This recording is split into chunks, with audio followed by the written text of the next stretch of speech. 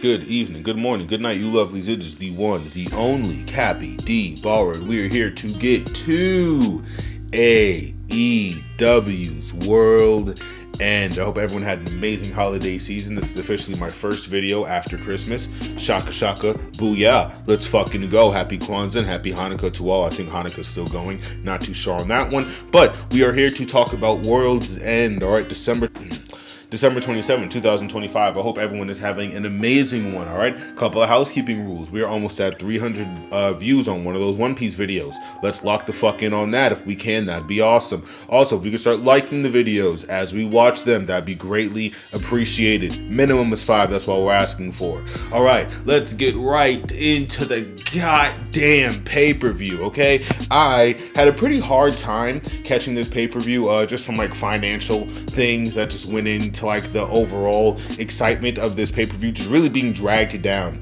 Honestly, Apple is just fucking awful. Apple is awful, and it's a fucking horrible company. Aside from them, enacting everything that they're enacting in the Congo and honestly all parts of fucking Africa, where there are massive minings for cobalt and other type of rare minerals that go towards the production of new age technology. But all in that said, but with all of that said, this pay-per-view was great. This was a great pay-per-view. I mean, the first match of the night, you get Konosuke Takeshita versus Kashikude Okada.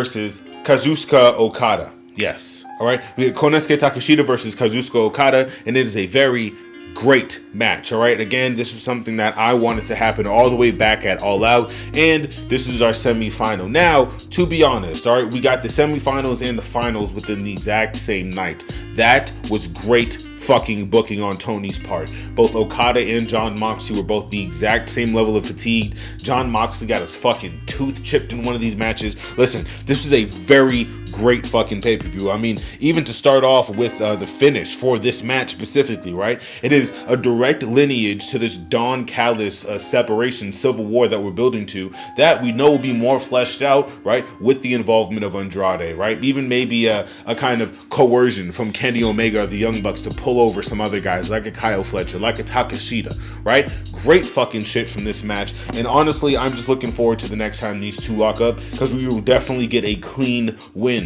Oddly, like we got with Moxley. That's weird how we don't have the clean win for the IWGP champion, but we have a clean win for Moxley, who I guess is the now Continental champion, which we'll be getting to because that's also a big thing online. But all in all, this match, all participants, Don Callis on cards. I mean, it's Takeshita versus Okada. What else could niggas ask for, honestly? And again, Kazuchika has been Kazuchika Okada has just been on a fucking great run. And again, Kazuchika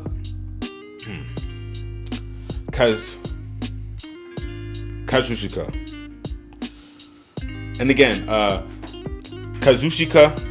Yes, and again, Kazuchika has just been on, and again, Kazuchika Okada has just been on an amazing run this fucking year. People are going to say that this match is sleepy. People are going to say that this match is him not being reactive, but they're just flat out wrong, okay? Flat out wrong, all right? He plays with the crowd, and he is honestly so fucking reactive to Konosuke. It seems like at times he could just go over clean, but of course he grabs the screwdriver, later playing into the other Don Callis storyline of this pay-per-view.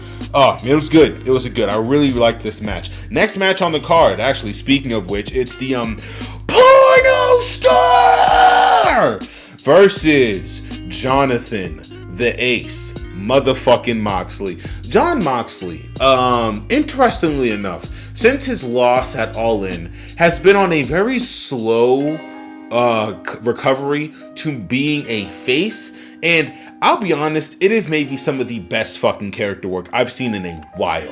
I've seen in a very, very long time. I think everyone naturally wants to root for Jon Moxley, just as people naturally want to root for MJF due to the talent level at display, right? But when you get to the characters and maybe even some of the way the matches work, right? The kayfabe of everything, you can't always cheer for a Mox. You can't always cheer for the Death Riders, even the Daniel Garcia or Yuta Wheeler, right?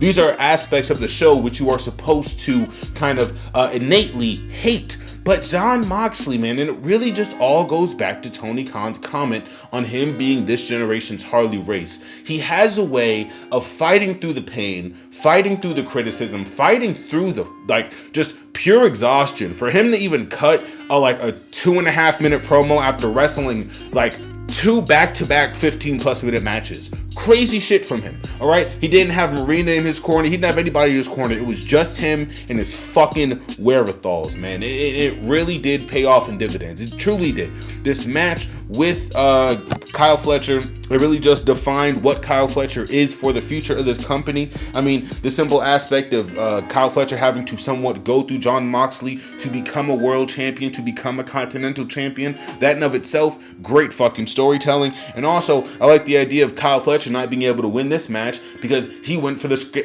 screwdriver that Okada used, right? And the natural heel aspects of Kazuchika Okada, right? They are intentionally, right? They are forming cracks in the Don Callis family, right? Making for an interesting Death Riders versus Don Callis situation, an interesting The Elite versus Don Callis situation. There's a lot of things there's a lot of ways this can go. We're still waiting on a Civil War storyline, right? So all in all, really, really pleased with this match. I really just love the idea of two resilient beasts going at it. Aesthetically, these guys kind of look the same, just two bulky, bald-ish white guys. But I mean, again, Kyle Fletcher, he goes out there, he does his fucking thing. It looks like he's gonna win for at least 40 to 50% of this match. But Jon Moxley, the ace, he pulls through, all right? And it is a fucking great match. I mean, honestly, generational reversals. They got some great fucking they got some great floor work off. I mean, really great floor work. I think Kyle Fletcher puts Moxley, and it might be a crossface, and Moxley flips that over into the Bulldog, and then it's really great. Kyle Fletcher, I think he goes for some type of tombstone, and from there, Moxley reverses that into a Bulldog, and that finishes the match. It's great. Really, really great shit from Mox and Kyle Fletcher, and again, just a definition of what the future of this company looks like, right? Phenomenal shit, all right?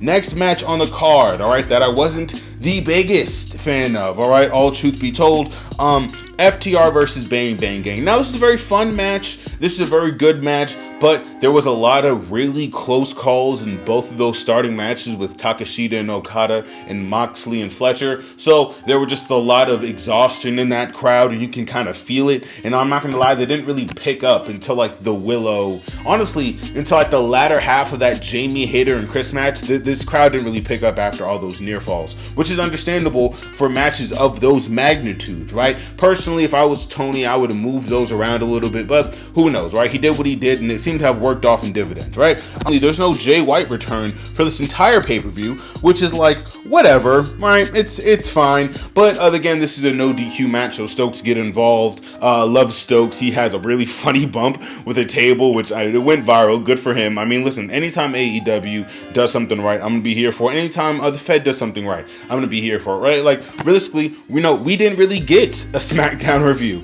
all right? But honestly, SmackDown being a day after Christmas, yeah, that was slow. That was real slow. Also, the only real thing to be talking about is Jade Cargo not getting any real title defenses, and Melo just kind of getting railroaded into this open challenge kind of booking. Listen, it can go well, but everyone had an issue with Dragunov. Everyone had an issue with Sammy. I highly doubt nobody is gonna have an issue with Melo. Personally, I would put Melo in Montez in the best of fucking 10, right? Those two niggas could work forever. But that's just me. That's neither here nor there. But that's really all there is to really talk about on SmackDown, right? So I don't really see a reason as to why I need to speak on things that I don't really care about that much. You know what I mean? So I say all that to say that this is a really nice match, but I mean, it wasn't a hard hitter. Wasn't a hard hitter at all. And the blades were good. The blades were good, and the saves were better. But FTR goes over. But FTR goes over after quite literally killing Juice Robinson. Nice match though. It was fun. Fun little filler match. All right, the next match on the card that we will be talking about are the Babes of Wrath, Babes of Wrath, Babes of Wrath, going up against the Forever CEOs. All right, Mercedes Moné and Athena are forever ROH Women's Champion. Minion Fan Club, stand the fuck up. What I didn't like about this match specifically was the predictability. I knew that Mercedes Moné and Athena probably weren't realistically going to go over. So this being a hypothetical Thekla and Sky Blue, right? This maybe even being a Megan Bayne and Marina Shafir, and we switch around the mixed nuts match with somebody else, don't know who, fucking I don't know, Miss Elizabeth maybe, who fucking knows. What I would have really liked, right, is something a little bit more out of the box, and something just a little bit more surprising, because it was a very, very, very fun match with Willow Nightingale. Who the fuck can complain about Willow Nightingale, right? Tony, Harley, Athena, everyone looks amazing in this match, and everyone performs to a pretty great fucking standing. There's a small conversation online about Athena's hitting like a low angle O faces. I think the O face is just a cutter. Listen, if you hate the O face, then technically you have to also hate the stunner, because they're practically the exact same fucking move, along with the Cody cutter, right? It is what it is. Yeah, but that's my little thing on that. I did not hate this match, and I just wish that maybe it was a little different, because obviously Babes of Wrath go over, but Athena grabs. I'm gonna keep saying it till I'm blue in the face. Athena needs to be on a main roster that is good for television. All right, Willow Nightingale also has a title opportunity against Mercedes Moné. I believe it's next week on Dynamite for the TBS title, so maybe she'll win it, maybe she won't. We might get double belt Willow, we might not. Listen, as I said, okay, she already has one piece of gold. I will not get greedy. Okay, I will not fucking turn into a monkey paw. Okay, we got what we got, and I'll stick with it. Next match on the card, we're going to be talking about Gabe Kidd versus Darby Allin. This match was fine. This match was fine for what it was. I didn't hate it. I just found it kind of purposeless. The kind of story of Darby trying to kill Gabe Kidd on behalf of, the entire AEW locker room. So, hey man, could have a worthy shot at this title. I think it's cool, or maybe it was cool, but this still being the story with these two, and, Gabe Kidd's kind of whole thing being like, I was trapped for 2 years in a dojo, bruv. It's like, I don't know. It's not like it's stale, and he's a fucking great wrestler. Great fucking wrestler. But I don't know. The blades are great. The graps are not bad. They're actually like really good graps from Darby. But I just found myself asking, why is this here? What does this match serve? And what's the purpose of it? Answer was kind of nothing.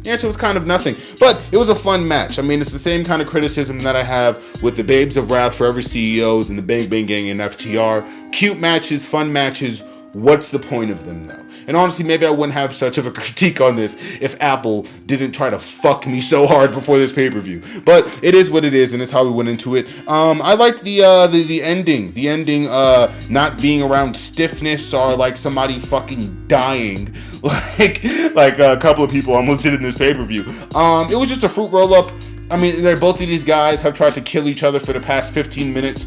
Fruit roll up, 1, 2, 3, setting up, a Dynamite match later down the line. Hypothetically, maybe even a 6-8 man tag. I don't know. And honestly, as I said before, it doesn't really make a lot of sense, so I kind of don't care. The positives, though, are stiffness. A lot of stiffness in this match. And that was cool. That was nice. Mixed nuts match, all right, involves the Conglomeration and the Death Riders. All right, this is a very cool little setup. Mark Briscoe, Orange Cassidy, and Tony Storm, along with Roderick Strong, they go up against Claudio Castagnoli, Marina Shafir, Yuta Wheeler, and Anthony Garcia. The presentation for the Death Riders, as I've said before, phenomenal. It's good, it's crisp, it's clean. You could hate it all you want. You could say that doesn't make any sense. Listen, it's practically a reincarnated Combat Club, and I'm not upset with that. I'm not upset with that at all. All right, the way they perform in that ring, they move as a unit, they move as a team. The intergender graps with Marina in that ring, it's just good. It works. It makes sense. Claudio almost like kills Toni Storm like twice. I shit you not, like twice. It's fucking crazy. But yeah, Yuta Wheeler and Danny Garcia, they have kind of adapted to each other very well. They are very entertaining on that screen. As I said, Marina or Orange Cassidy does his fucking big one, damn near the MVP of this fucking this match, honestly.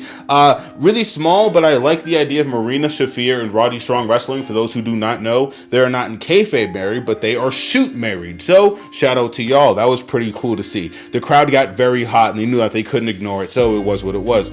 I also really liked the Orange Cassidy and Toni Storm dancing spot. That was very clever, it was very nice, and it genuinely moved me out of a depressive state. So that was pretty cool. I really liked that. Yuta Wheeler gets jumped for the end of this match to kind of meet its climax, and that is where we set off, okay, in the kind of last half of the kind of non-important matches, if you would. Everything after this is very, very important. So heads up, eyes forward, and duck and cover. Shit's getting very real, okay? I really liked the history given to us from Jamie Hayter and Chris Statlander. I just think that it's a really nice piece of storytelling, along with Jamie Hayter just being so, you know, honestly desperate. She's very, very desperate, and I love it. You know, you can see it in the intensity in this match. You can see in the kind of stiffness and the way she's performing against the ropes with Chris. Also, Chris kind of just like kind of just snapping her tethers and just screaming like a primal animal. It's so fucking badass. Both of these ladies, again, they look phenomenal. Jamie Hayter's lariats is honestly something to study for footage. Like, it is really great shit that happens from this match. The women's division in AEW, honestly, is such a fucking inspiration for any up and coming wrestlers. I really encourage you to watch any kind of film that you can grab from these ladies, because they are putting on clinics day in, day out, lights on, lights off, dark matches, pay-per-view matches, doesn't fucking matter. Shout out to women's wrestling. Really great back and forth. I really do feel like this was kind of similar to like Okada and Takeshita, just a kind of like blood rivalry that these two have kind of formed over the years. Very nice shit from this. The last kind of moments in this match are Jamie Hayter trying to go for one of her famous Haterade lariats, and it kind of gets reversed by Chris Statlander into her own kind of Haterade lariat, and then Chris Statlander, she hits I believe the best way to call it would be a kind of Mishisuchi, like a kind of she hits a Mishisuchi driver off of the second rope. That's kind of the best way to put it, honestly. And then after that, she hits her finisher, 1, 2, 3. There might be like a couple of sequences in between that, but I'm telling you, once she hits that Mishisuchi driver, I can't pronounce that word, guys, sorry. Once she hits that driver, though, match is practically fucking over. It's crazy. Like, honestly, I won't be surprised if Jamie Hayter is back on the shelf after that shit. Great fucking impact, stiff ass fucking match, great performance from these two ladies. Again, who's surprised from women's wrestling performing at the fucking top? Can I get a hell yeah? All right, next match on the card, we're going to be talking about, all right, the GOAT, the fucking GOAT, Jon Moxley. You can't break somebody who's been broken over and over and over. I cannot be broken. I am made of something stronger than iron, stronger than steel, stronger than gold, that everybody wraps around their waist. Versus the Rainmaker. Yeah, no, there were times during this match I actively found myself like walking around and pacing the room like a fucking crazy person. There's a spot where there's a moment during this match when Mox curb stomps Okada. I'm like, okay, that is going to lead to some iteration of CTE. I do not know what variety, I do not know what potency, but that shit is going to hit one of these days. He gets curb stomped like directly into the fucking mat. It's crazy. Listen, Moxley goes out there and he hurts people. He really hurts people like pretty fucking bad. And then the crowd cheers for it. And I'm not gonna lie, it kind of makes sense because it's Jon Moxley. My nigga, like I've had the luxury of seeing Mox wrestle at least twice. Hey, I was hyped both times. What can I say? I'm a mark. It is what it is. I ain't gonna fucking apologize for it. Bro, Mox can do what the fuck he wants, all right? And he can perform at the level that he performs because he is easily one of, if not the biggest fucking pillar in the dub right now. And just great shit from him. A lot of people are not happy about the entire, like, belt situation, right? Being that, you know, it's the Continental belt, I guess he has now, and Okada had the unified belt, but I'm assuming because, and stay with me folks, Mox has the Continental belt, that means that the unified belt is now null and void until somebody were to relinquish Okada of the international belt as well. Then that person, if they were able to beat Mox and Okada, will recreate or reinstate the unified belt. I hope that made sense to everybody, because it didn't make any fucking sense to me. That being the kind of precedent being set from Tony Khan, I think it is kind of confusing. Realistically, the unified belt should have just been put on the fucking line. And if a babyface wants to split it, they can. If a heel doesn't want to split it, they don't have to, right? I just think that that's storytelling 101. But Tony obviously did what he wanted to do, and you know, he's obviously gonna make his own choices. This is his brand. This is his promotion. Nobody's booking for little old me and fucking bumfuck water YouTube, right? Like nobody's booking for me, right? The little unknown YouTube channel. It's just not happening.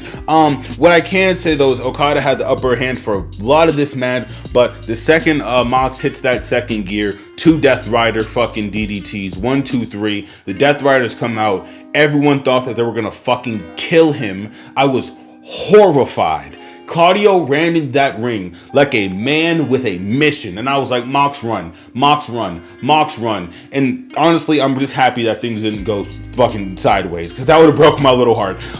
Mox gives this amazing promo through like a raspy, broken voice about how important the fans and how important the locker room and the competitors and his teammates, and that being the true spirit of AEW, because it is supposed to be everything that you can give to this sport and to this brand and to these people. And goddamn it, that's what wrestling is supposed to be about. I think Moxley, he moved everybody in the crowd. Even Daniel Bryanson had to take a step back in kayfabe and say it was a great promo and it really did mean something for the future of the Death Riders. And honestly, I was just happy. I was happy to see Mox get the recognition that he deserves, and I was really fucking happy that they didn't kill him. Kind of surprised Okinosuke Takeshita didn't get involved for this match, but that's neither here nor there, right? Last match of the night, okay? And I'm pretty positive this is last match of the night, okay? 4-way bout between Swerve, whose house? The Redditor, Blue Sky Cowboy, and the Tribal Chief, the Samoan of Joes. This was a very fun fucking match. This was a great main event. I think one of the downsides of this match was maybe just the amount of people. Hypothetically, if we could have gotten like one of these matches on Dynamite, one of these matches on Collision, then this is the final match, like one go-home show, and this is the finale. That would be some fly shit. But again, we got what we got. Not too pissy about it. I think everyone playing their part, like MJF does his thing. Hangman, he doesn't back down from anybody. Swerve, the faces perform like they should in this match. The heels kind of leave me kind of wanting more. Honestly, MJF, he doesn't take it upon himself to, do anything too crazy. Like MJF, he hits, I think it's called like a payday. It's one of those silly little fucking names wrestlers come up with. He hits one of those, and that ends the match on Samoa Joe. So pinning the champion. It's not a fluke win. He didn't fuck over, like Swerve's pin or anything. He actually kind of played to his strengths of the numbers game and eliminated Hangman with the low blow. I guess there was a low blow, wasn't there? Oh man, moment of absence. Yeah, moment of absent-mindedness for your boy Cappy. Yeah, my bad. So I mean, I guess there are some aspects that were just like genuine heel shit from MJF. Yeah, he's getting kind of treated like a face now, realistically, because of the matches and the match qualities that he put on, right? Like in the quality of the matches that he's putting on, right? Him and Mark Briscoe, him and Mystico, realistically, him and Bandino. I mean, well, honestly, like, for lack of a better word, him and Dustin Waller, right? Like, I enjoyed that Dustin Waller match, not because it was a quick squash match and they got the bum out of here, but because the face, he was a backwater nobody, right? He left a fucking entire handprint on fucking MJF's chest, and then the crowd, they found a way to cheer and fucking like root on Max, hometown advantage, obviously, as he is the heel, right? And I do find when they do that with Mercedes Moné, hell, even when they find a way to do that in the dub, right? I mean, hell, even when they find a way to do that in the Fed, I think it is just good as a fucking talent when you are over, even though you are despised. That means something you're doing in that ring is connecting deeper than character work and deeper than kayfabe, and fuck is that beautiful to see. I think MJF walking into this pay-per-view was the only correct choice, really, because I think to debelt Hangman just to rebelt him in this kind of, honestly, if you were going to rebelt Hangman in this fuckfest of a match, it wouldn't have worked at all. Swerve getting the belt right now, I think that you should build towards whatever Hangman Swerve conclusion they are building to, because it's there. It's quite literally their Roman and Cody feud at this point. It is what it is, though. Two great wrestlers, pretty cool story on its surface. It was hate that has grown into mutual respect, and now that respect is now stopping one another from reaching their goals. I think that's pretty cool on its surface. I really did want, honestly, just another kind of finish, though. I didn't know that MJF was going to go over. I kind of just predicted it in my mind. I didn't even really say it out loud because the universe is so weird and fucking consequential like that. But I did not expect MJF to go over. I think that he was the only correct choice, but I guess maybe that just goes to show my faith in Tony Khan, huh?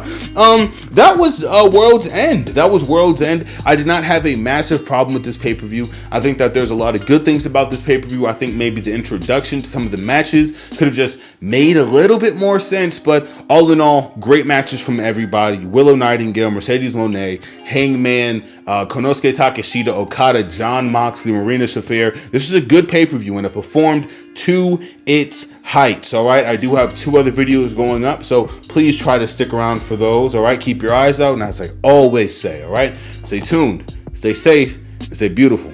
All right, peace.